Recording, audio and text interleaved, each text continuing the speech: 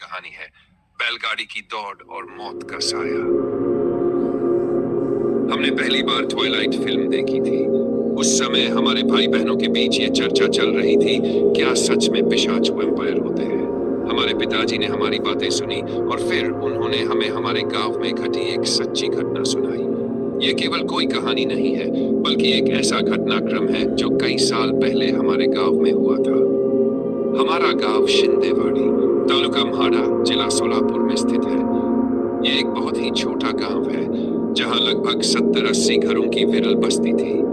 गांव तक आने के लिए कोई बस सुविधा भी नहीं थी। गांव से बाहर जाने के 3 रास्ते थे।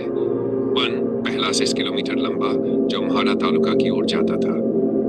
दूसरा 8 किलोमीटर लंबा जो जादववाड़ी की ओर जाता था। फिर तीसरा 8 किलोमीटर लंबा जो वडाचीवाड़ी की ओर जाता था। हमारी खेती गांव से 1 किलोमीटर पूर्व दिशा में थी और वहां तक पहुंचने के लिए एक सुनसान रास्ता था। वहां कुछ और खेत भी थे, लेकिन दिन के उजाले में भी वहां कोई जाने की हिम्मत नहीं करता था।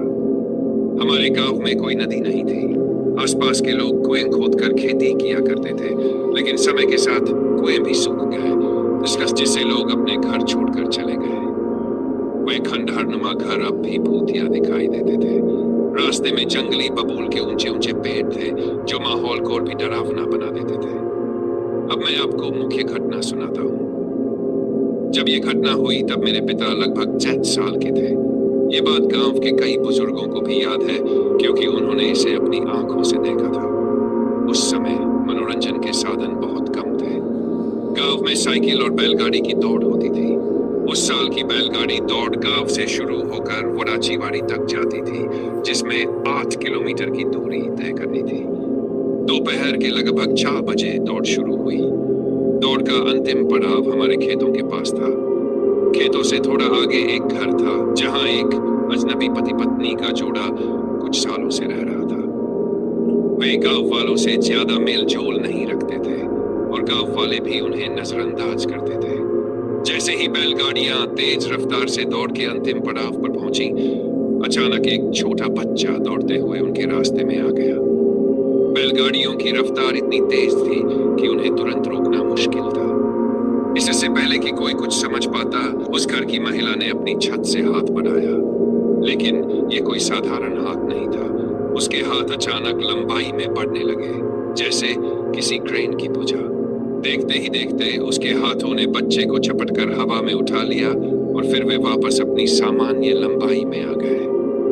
ये दृश्य देखकर गांव वालों की आत्मा कांप उठी। उस महिला के चेहरे पर गुस्सा था और उसने बच्चे को अपनी गोद में उठा लिया। लोग डर के मारे इधर उधर भागने लगे। कुछ लोग बैलगाड़ी पर चढ़कर भागे तो कुछ बिना रास्ता देखे जंगल की ओर दौड़ पड़े। गांव में डर का माहौल बन गया। कई दिनों तक कोई भी उस रास्ते पर जाने की हिम्मत नहीं कर सका। कुछ ने तो अपनी खेती बाड़ी भी छोड़ दी। अब कहानी का सबसे डरावना हिस्सा आता है।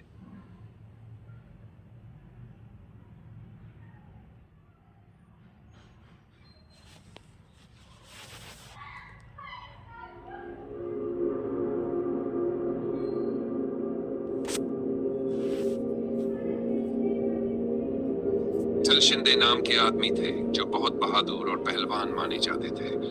उन्हें इन सब भूत प्रेत की कहानियों पर यकीन नहीं था।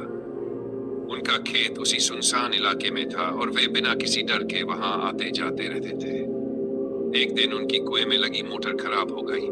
कुआं बहुत गहरा था, इसलिए रात में ही वे उसे ठीक करने के लिए नीचे उतर गए।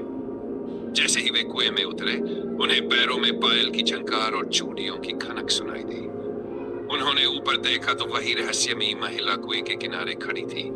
वह बहुत सुंदर लेकिन जर्द पीला सूखा चेहरा लिए खड़ी थी। उसके घरेलू कपड़ों में माथे पर बड़ा सा लाल टीका कुंकू था और उसकी आंखें तेज और गुस्से से भरी हुई थी। वह कुएं की सीढ़ियों पर आड़ लेकर खड़ी हो गई और उनका रास्ता रोक लिया। वह गुस्से में बोली, क्या देख रहा है? गिन मेरी चूड़ियां, वरना जिंदा नहीं छोड़ेगी।